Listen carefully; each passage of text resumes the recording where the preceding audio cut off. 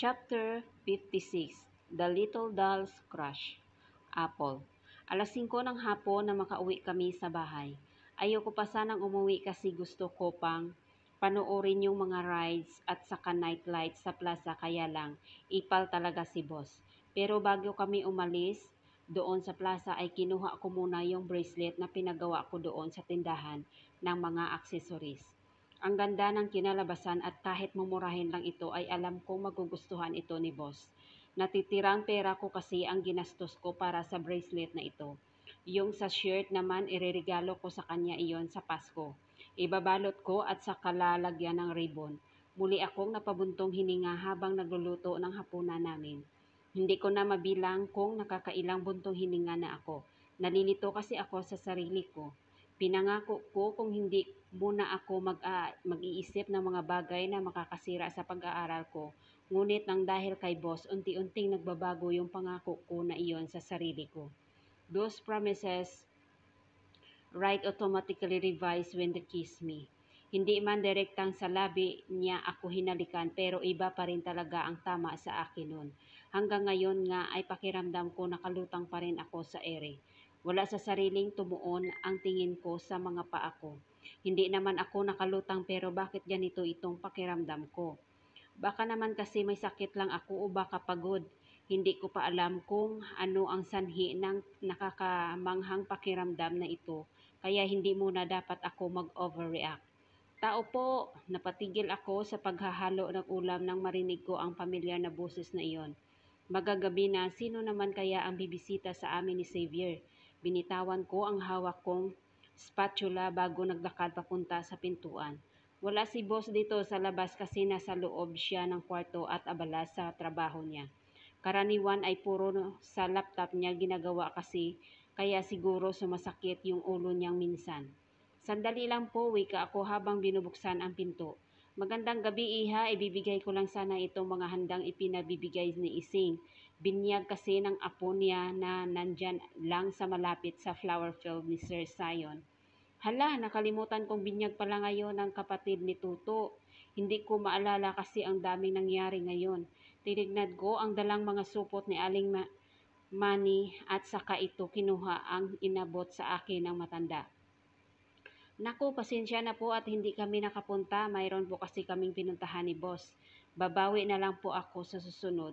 Nahihiya akong paumanhin sa matanda, ngunit napatawa lamang ito sabay hampas sa aking braso. Ganito talaga sila dito, natutuwa talagang may pahampas sa braso. Naiilang akong napangisi sa matanda at akmang papasukin na siya sa loob ng magpaalam na agad siya dahil baka raw tinatawag na siya ng mga kumari niya sa inuman. Pasabi po kay Aling Ising, salamat, pahabol ko sa matanda. Sige Iha, sasabihin ko. Yun na lamang ang sagot nito bago ito tuluyang nawala sa paningin ko. Ang lakas pa rin ni Aling Mani. Biruin nyo, may ikainuman pa ito kahit na kung minsan ay sinusumpong siya ng arthritis niya. Naiiling kong isinara ang pinto at muling bumalik sa kusina. Mukhang masarap itong mga ulam na dala ni Aling Mani. Kahit kasi nakasupot pa ito ay naamoy ko na. Kumuha ako ng 3 mangkok at 2 plato, saka inilagay doon sa isa-isa ang menudo, lumpia, litson, paksiw, balat ng lechon at iba pang pagkain na makikita sa mga handaan. Kung nandito lang siguro yung mga tauhan ni boss ay baka masaya naming pinagsasaluhan ang mga pagkain na ito. Ang dami pa naman, tapos may niluluto pa ako. Paniguradong may matitira, kaya yun na lamang ang iuulam namin bukas bago ako bumalik sa apartment ko. Matapos kong magluto at ayusin ang hapagkainan ay lumakad na ako papunta sa kwarto. Kakain na tayo, boss, imporma ko sa lalaking abalang-abala sa pagtitipa sa kanyang laptop na halos yakapin na niya simula nung umalis kami kanina. Iba talaga yung mayaman, laging busy dahil kailangan i-monitor ang milyon-milyong income.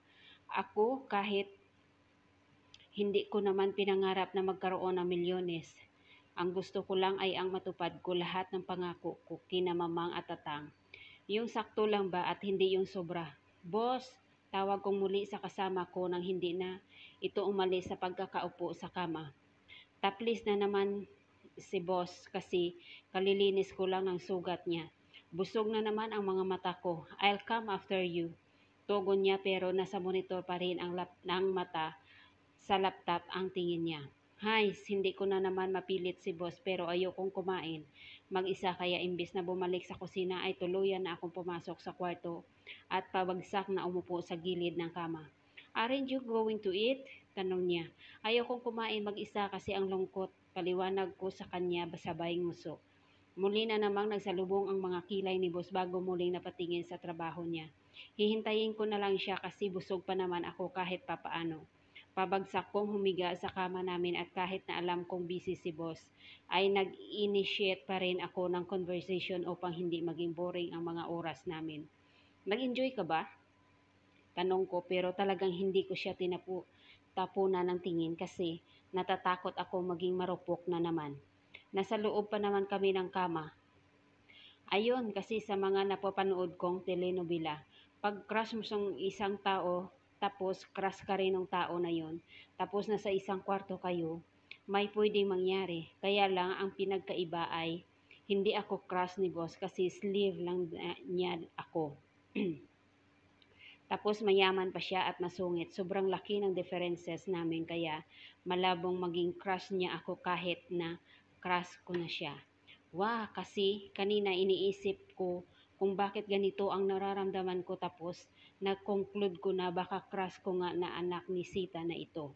Oo, at demonyo siya lalo na pag masungit at bad mood pero hindi naman kasi mahirap na maging crush si boss. Tao rin naman ako at marupok, hindi naman siguro magagalit sa akin si mamang at patatang, di ba? Maybe, siguro, sagot sa akin ito. Maybe, agad kong sinulyapan yung mga pinamili namin ng nasa gilid. Hindi nga halata na enjoy nga ang araw na ito. Ang dami nga niyang nabili at kanina kitang-kita ko pa kung paano sumilay ang tipid ng ngiti sa tuwing may makikita siyang nakakamangha tulad ng mga gamit na madalang makasalamuha ng mga mayayamang tulad niya. How's the experience? Mula sa gilid ng mga mata ko ay nakita kong napatigil si boss sa pagtitipa sa laptop niya. It's nice, tipid niyang sagot. Ngunit hanggang ngayon ay hindi pa rin siya bumabalik sa pagtitipa. Ibig sabihin may gusto pa siyang idugtong para nag-aalangan siyang sabihin. Ano naman kaya iyon?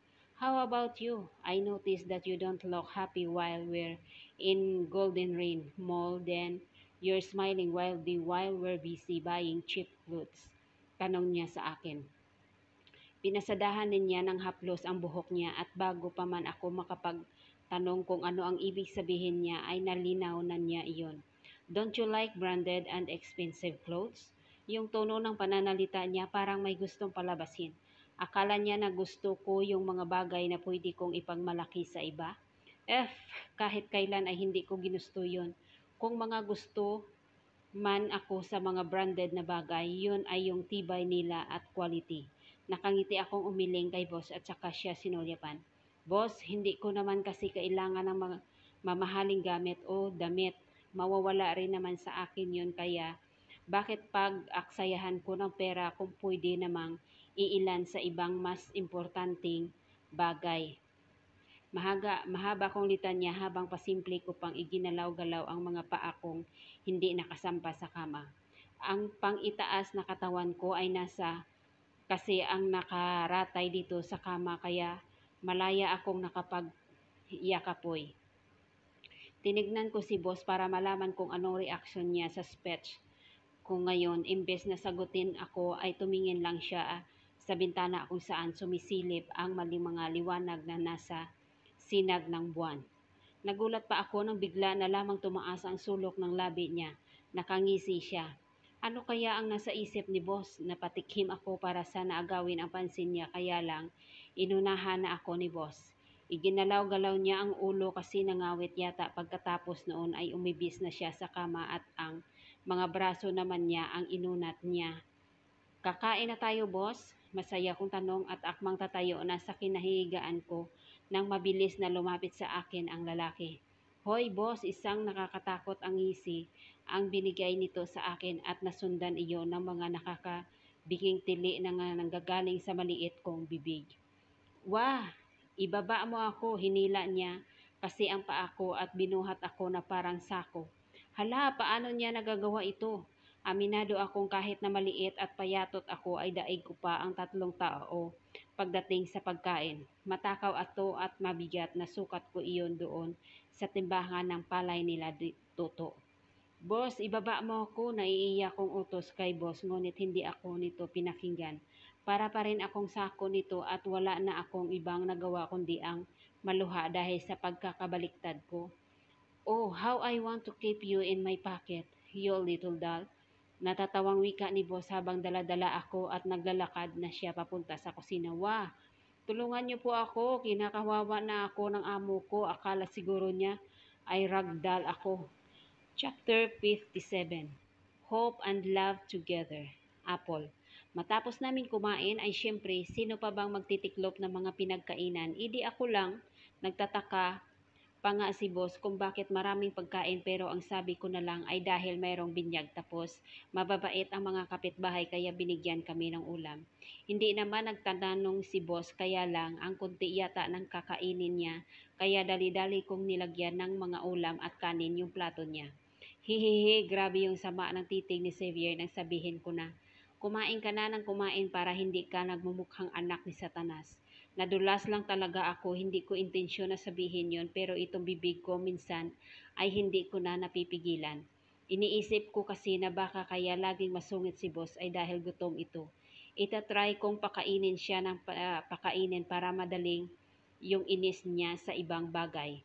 Saan ka pupunta, boss? Tanong ko nang makita ko itong papalabas na nitong bahay. Bumaba pa ang tingin ko sa kamay niya kung nasaan ang isang can ng beer. Iinom siya, pero may sugat pa siya at saka umiinom pa ng gamot. Boss, hindi ka pa magaling, singhal ko sa pasyente ko ngayon.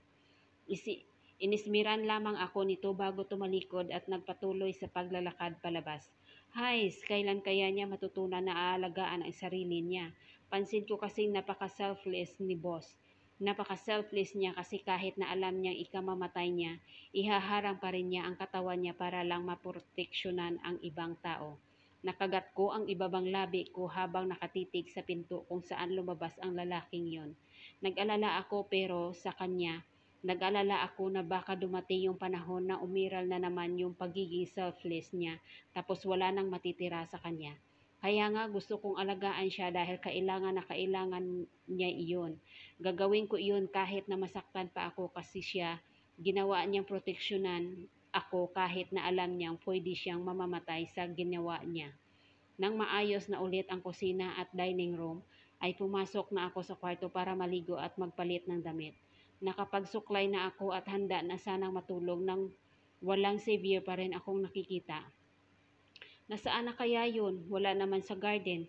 Hindi ko na ininda pa ang lamig at lumabas ako ng bahay. Sumalubong pa sa akin ang huni ng mga kuliglig. Ang ganda talaga sa lugar na ito.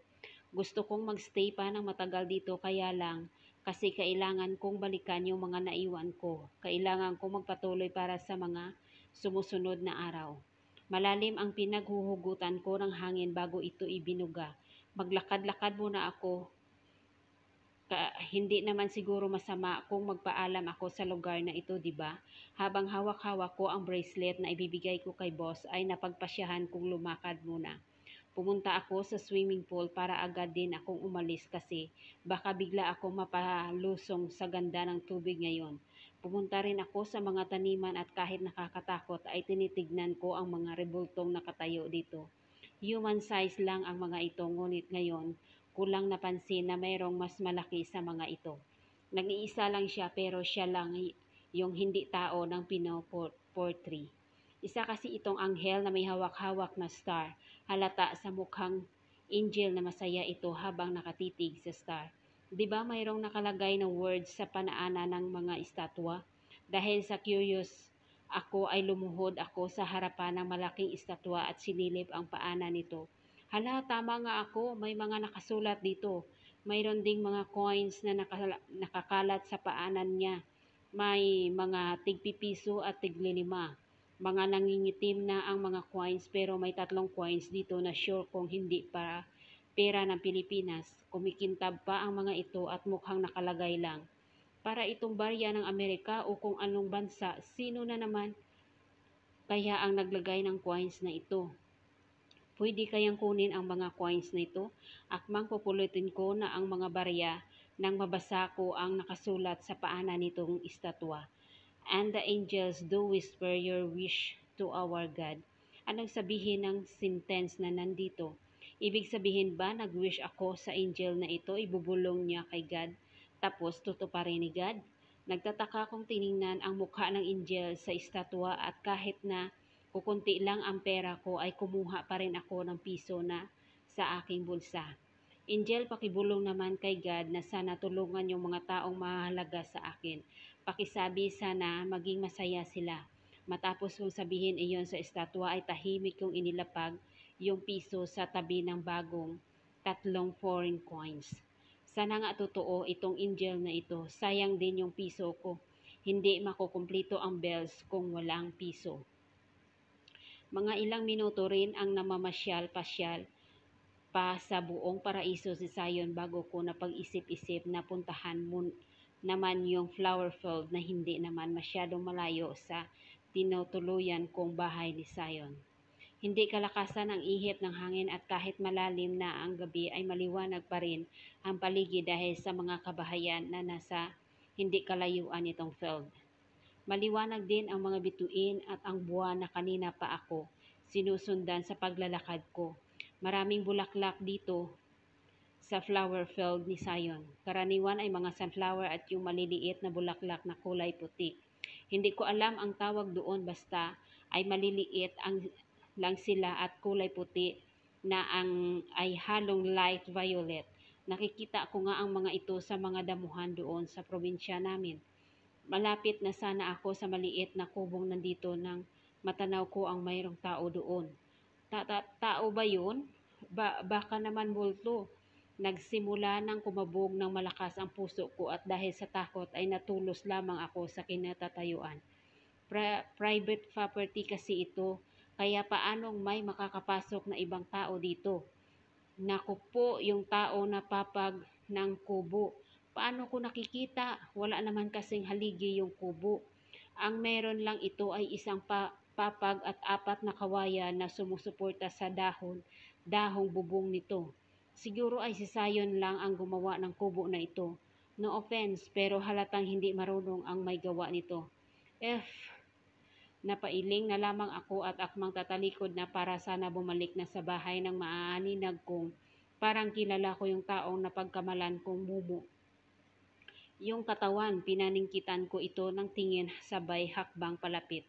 Teka, hindi ko makita yung mukha kasi medyo madilim. Humakbang ulit ako at akmang hahakbang papalapit ng bigla na lamang umilaw ang kalangitan. Kasabay niyon ay ang pamilyar na pagsabog ng mga fireworks sa langit. Wow! Natulos ako sa aking kinatatayuan at punong-puno ng pagkamanghang tinitigan ang mga pailaw na nasa kalangitan. So, sobrang ganda. Bakit ang ganyan?